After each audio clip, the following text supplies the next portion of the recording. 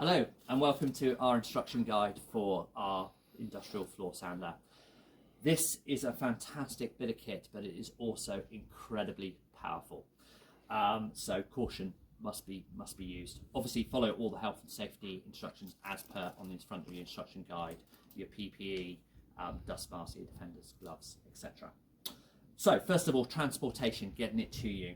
This machine has a couple of metal wheels on the back, so to avoid damaging the drum, just lean it slightly and maneuver it around. If you're putting it in the back of your car, make sure two people lift it in, because it is a bit too heavy for one person. It could damage your back. Do not have it in the car in this upright position. They do have a tendency to move, and I have heard some horror stories of these machines moving and taking out people's back windows.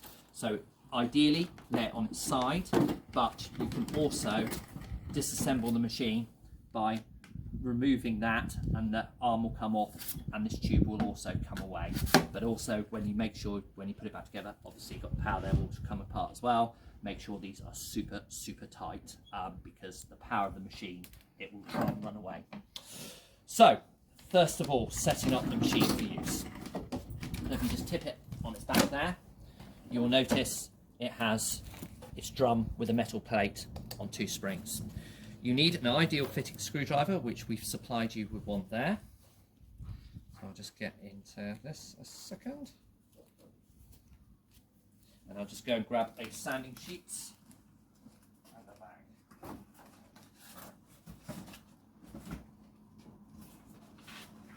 There we are, all prepared. So,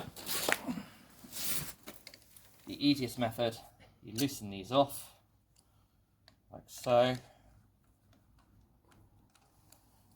And then you'll see the tapers on there, which will just push perfectly underneath there, nice and tight, and then just move the drum around. Obviously this is moving parts, so watch your fingers as you do so, and obviously make sure the machine is switched off and unplugged when you do so. Sometimes to get these back in, helps just to bend these a little bit, and then that should contour in this side. You may need to loosen these screws off again to do that.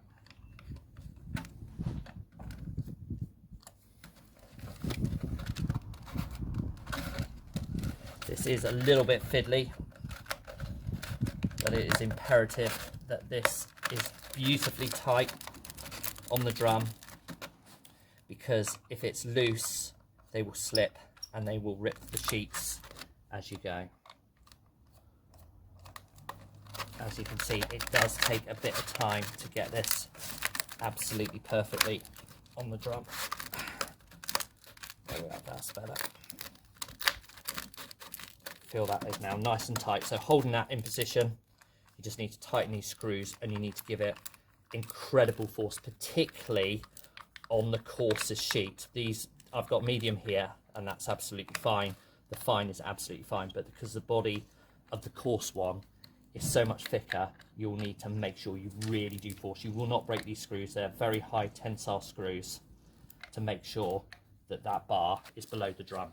Just run your hand along and you can feel that this bar is below the drum line. If you don't, and these are raised, as soon as you start the machine, you'll hit your floor, it will take a massive chunk out the floor, and it will snap these two screws and it will buckle the bar. Unfortunately, that will forfeit your deposit, because that is an expensive repair, particularly if they're the screws are stuck inside the machine. So always make sure that bar is below floor height. The other thing you need to do is put on the bag, which thankfully is a lot easier than putting on the belts, the sheet, sorry.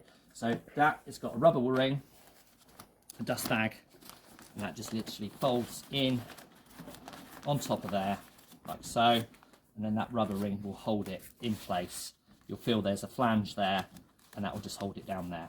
Our machines come with one free bag, which you can empty and reuse. Ones beyond that are chargeable. All the sheets obviously are consumable, so they're chargeable. And then to use the machine, you simply obviously plug it into the mains. You've got an on-off switch there, so just lean the machine back, turn him on, let the machine come up to power before you let him down gently and start sanding. If you start it on the deck, it will put strain on the belt and will probably break the belt. So make sure it's always off the ground to start, and then gently lower it down. When you come to finish with it, just press the off switch that's beside it. One more caution, unfortunately, and it does happen a lot, is the cable.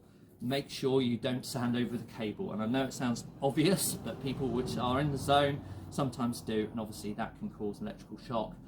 That's why the instructions recommend to use an RCD socket if you have one.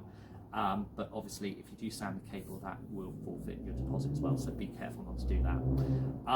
And other than that, you're raring to go. But as always, if there's any problems, please, or any other questions, please feel free to get in touch. Thanks for listening.